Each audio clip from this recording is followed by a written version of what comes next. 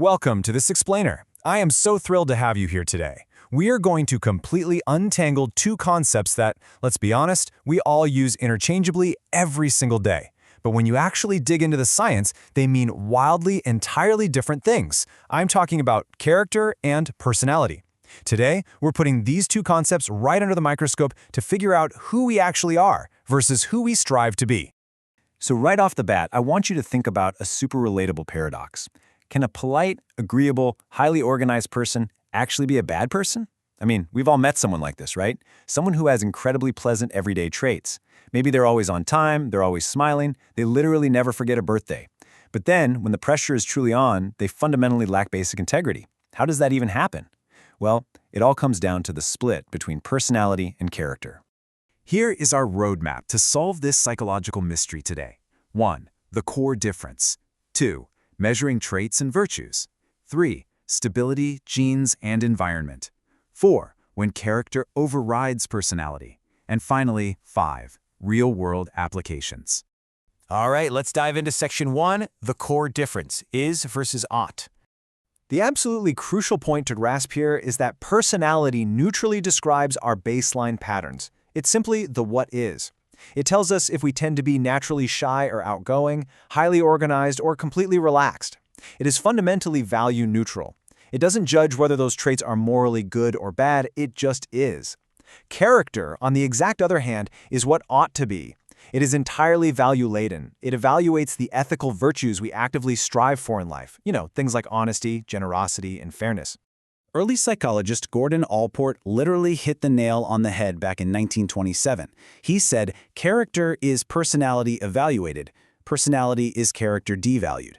Think about how profound that is. It all comes down to the presence or absence of moral judgment. If you strip away the ethical evaluation, you are left with personality. But if you add your moral values into the mix, now you're talking about character. It actually took us a couple of millennia to really figure this out. Back in ancient Greece, around the 300s BCE, philosophers like Aristotle were focused purely on virtue ethics, what the Greeks called ethos. They believed character meant stable, moral dispositions formed by habit. But fast forward to the late 19th and early 20th centuries, and modern psychology completely shifts the focus. Thinkers like William James and Gordon Allport started mapping out those neutral trait patterns, essentially giving birth to personality psychology as we know it today. Moving right along to section 2, measuring traits and virtues, the science of self. When we actually look at our major scientific models, the contrast is super striking.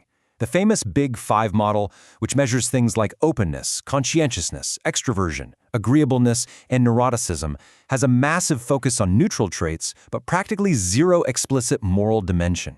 But then, the Hexaco model comes along and adds a trait called honesty-humility, which directly bridges the gap into moral territory. And then we have frameworks like the VI strengths in positive psychology. These basically ignore personality and instead explicitly measure 24 moral virtues, like courage and gratitude. But researchers still needed a way to measure how these two sides actually interact in our daily lives. Enter moral identity. This is defined as how central morality is to your self-concept. It bridges the gap by measuring how deeply the values you hold actually drive your everyday actions. Basically, if you have a high moral identity, your ethical ideals are essentially the captain of your behavioral ship. Okay, section 3, stability, genes, and environment. Nature, nurture, and morals. Prepare to be a little surprised by the data here. According to extensive twin studies, roughly 40 to 60% of our broad personality variant is purely heritable. Yes, you heard that right. That means about half of your tendency to be a total extrovert or to be highly anxious is quite literally wired into your genetics before you even do anything. And because of that genetic baseline, our traits are surprisingly stable. In scientific terms, personality stability over a 10-year decade scores around a 0.4 to a 0.6, meaning if you are the most conscientious person in your friend group today, well, you likely still will be in 10 years. But, quick caveat, traits do systematically mature. For instance, conscientiousness generally tends to rise as we navigate the responsibilities of getting older. However, when we look at character, the picture changes entirely. While virtues do have some mild genetic links, character is predominantly shaped by our environment. We're talking about things like childhood socialization, the cultural norms we're raised in, our formal education, and most importantly, our own active personal moral choices. That is what actually builds character. So, you might inherit a genetic tendency to be outgoing, but you have to actively learn and choose the virtue of being honest. Which brings us to Section 4, when character overrides personality, actions under pressure. Let's look at a quick story with Sam and Alex to see this in action. Sam is the life of the party, highly extroverted, but he also has a remarkably strong character of integrity. So when he witnesses bad behavior at work, he speaks up. And he does this even though causing a scene deeply embarrasses his friendly, outgoing nature. Then there's Alex.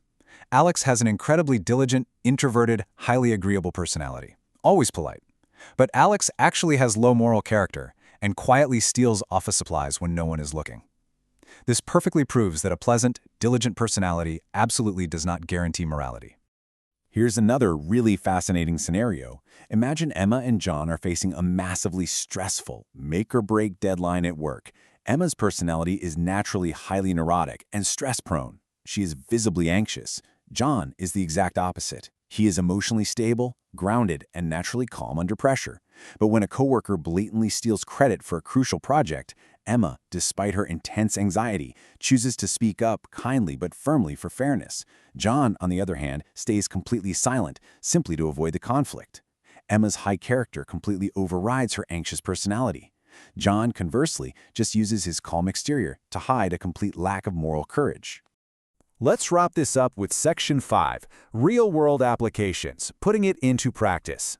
So what does this all mean for us? Well, in the real world, schools, clinics, and businesses all require a really careful balance of personality awareness alongside character cultivation. Think about education. Teachers might tailor group work for the extroverts, sure, but they must actively teach the virtue of perseverance to everyone. In therapy, clinicians might diagnose a patient using trait patterns like high neuroticism, but they treat them using values-based therapies to build things like empathy. And in leadership, man, a charismatic personality might get you the microphone and the initial attention, but make no mistake, it is ethical character that actually builds long-term trust. Take this actual hiring case study as the ultimate proof of concept. A company is looking at 2 managers. Candidate A is a pure high performer on paper, high extroversion, highly conscientious, but they unfortunately fail a basic integrity background check. Candidate B is only moderately conscientious.